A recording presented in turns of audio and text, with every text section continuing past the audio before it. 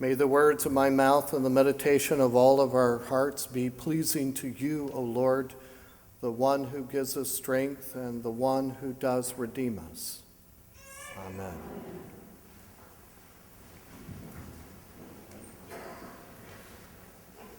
I have long been intrigued to watch the reaction from church people about women's ordination.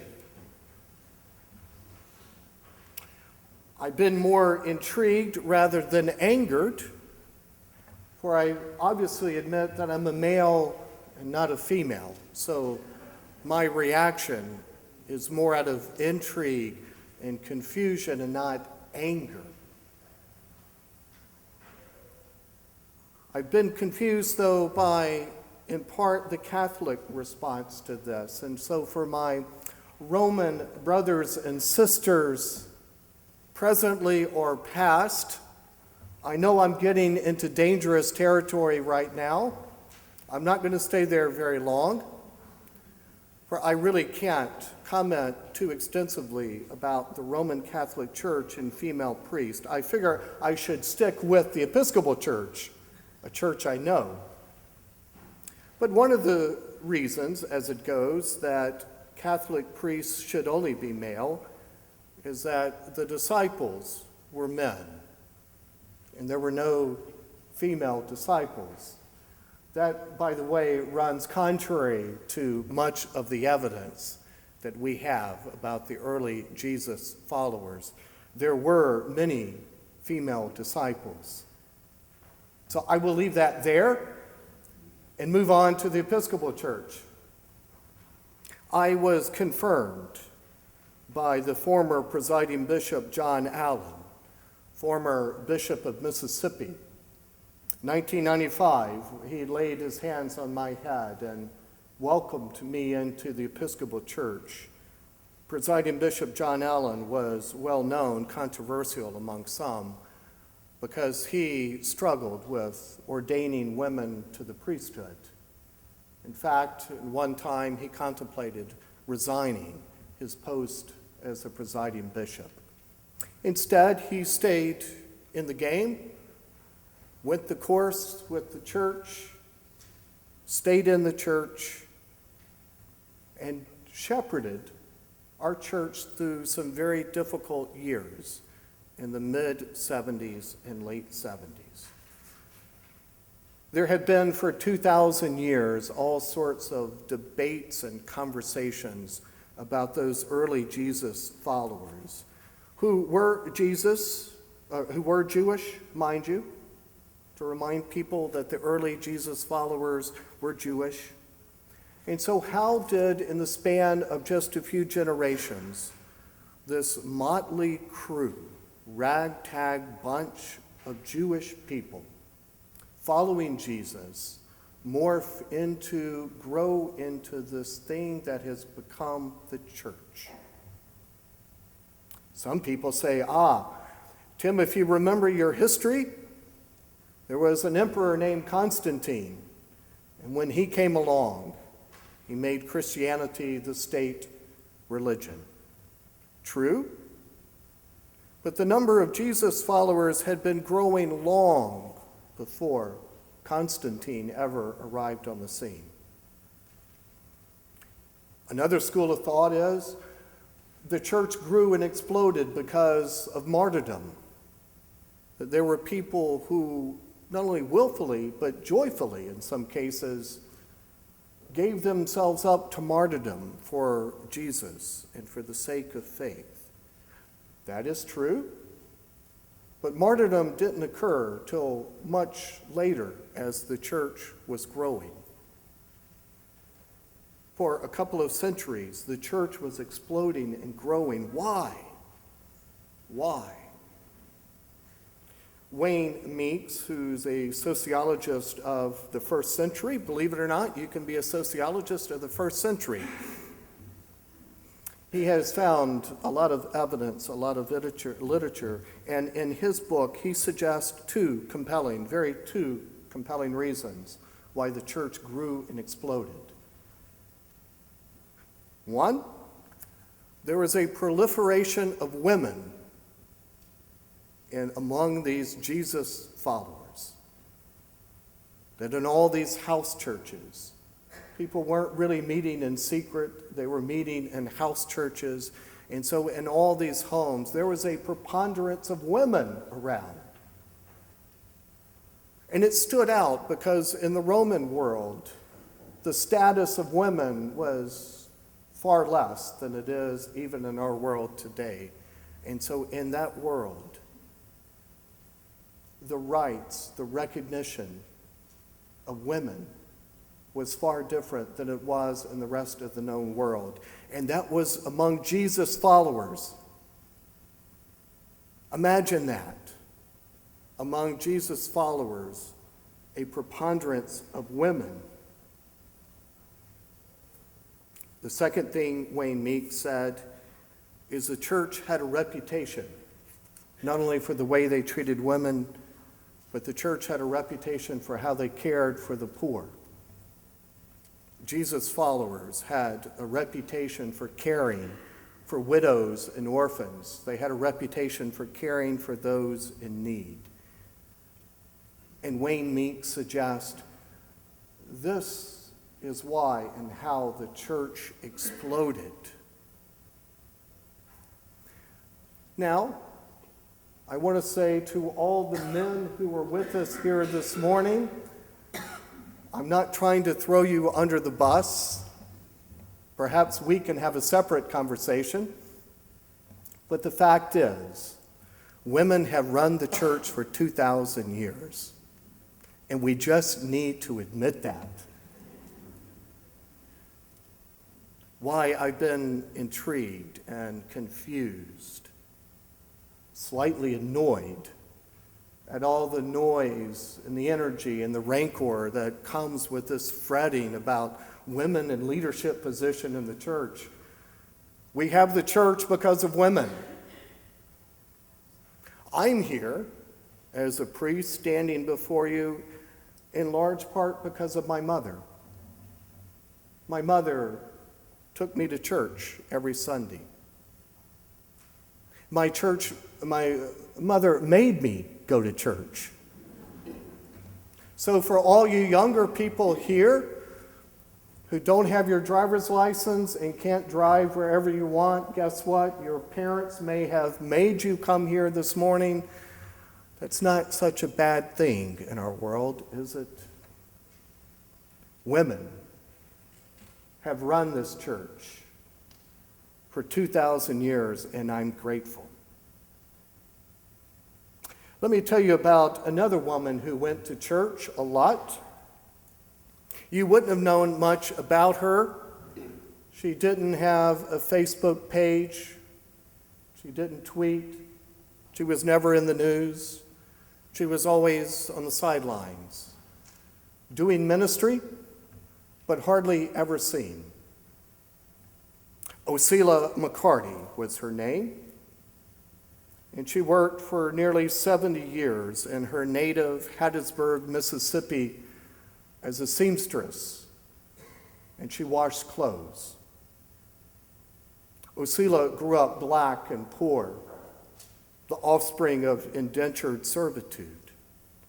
And so for 70 years, Osceola would sew clothes until severe arthritis took over her hands. Osceola quit school in the 6th grade to take care of a sick aunt, and she never made it back to school. She continued to sew and wash clothes. She never married, never had children. Instead, Osceola decided to take care of her nieces, and believing she had an obligation to care for other people, she started a plan of saving money from her meager savings.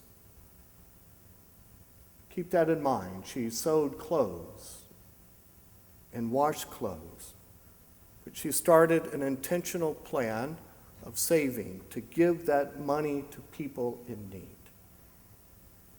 Shortly before she died, Osceola made a donation to the University of Southern Mississippi for scholarships. And when she sent the check in, The folks at the university were astounded. This woman, who I might pass on the street or in the grocery store, this woman who washed clothes, this menial job, before she died, she gave $150,000 to the school for scholarships. It was her entire life's savings. She received numerous accolades, medals, and awards, including a presidential medal from President Clinton. Now, in Joppa, there was a disciple whose name was Tabitha, which in Greek is Dorcas. She was devoted to good works and acts of charity. At that time, she became ill and died. All the widows stood beside Peter, weeping and showing tunics and other clothing that Dorcas had made while she was with them. Tabitha, Dorcas, washed clothes and sewed tunics. She did things for the widows, the orphans, and the poor. She never updated her Facebook status or blog to show what she was doing. She never had 15 minutes of fame. Instead, there is only this one scant mention of Dorcas in the New Testament. Oddly enough, this person who we don't know well, we can't even get her name straight. We have to include two names for her. We know very little of her. So how do you create a name for yourself when others don't even know your name? We hear that Peter raised her from the dead. And so that sets us in motion of asking, how can anyone really be raised from the dead? For our modern, sophisticated, and urbane minds perhaps dismiss this whole story of a woman washing clothes. Such things may be a miracle, a fairy tale, but not so in our modern progressive world. The real miracle here, I suggest, may not be that she was raised from the dead. The real miracle may be that Dorcas was willing to minister to others without any acknowledgement. The real miracle may be that Dorcas never made too much of herself. She bypassed Twitter, CNN. She never had 15 minutes of fame. And this is where you come in. You can be like Dorcas and Ocella. Much of the ministry we do here is rarely on a Sunday morning for everybody to watch. It's never in the bright lights. Most of the ministry that happens here for one another in Burke, in our diocese, and around the world, much of that you never see. And so ministry needs people like you. Ordinary, well, I don't want to call you ordinary. It needs regular folk like you and me who are out there on the street, away from the spotlight, away from the attention, giving care for one another, giving care for our neighbors, meeting needs. The ministries that we have here, some 50 ministries that we are all part of, we need each other to be part of that. We need each and every one of you to join us in this ministry. One that I am most grateful for. You remember Wayne Meek said that the early Jesus followers had a reputation for caring for others. A little over 2 years ago, the school counselor at Bonnie Bray Elementary called and said, I understand that St. Andrews helps those in the community, That's the word on the street. That St. Andrews is a caring place. Would it be possible, is it possible, for St. Andrews to help provide food for many of our students who leave on Friday and they have very little to eat over the weekend till they come back to school on Monday morning? Is there any way you can help? So Jeannie Jones, the preschool director, she and I met. Then we met with the board, and next thing you know, school parents and children are buying food and assembling bags of food to give to students at Bonnie Bray. 60 students who have something, at least something, to eat throughout the weekend.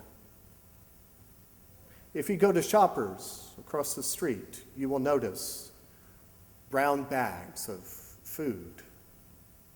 And there's the preschool sticker on the outside of it. It's called Food for Friends. People like Dorcas and Osella, completely on the sidelines, away from the spotlight, simply doing ministry for those in need. The real miracle is that you all respond to those in need and God's call to care for others. We live in a very cynical and self-indulgent time. Our culture seems to feed on cynicism and self-indulgence.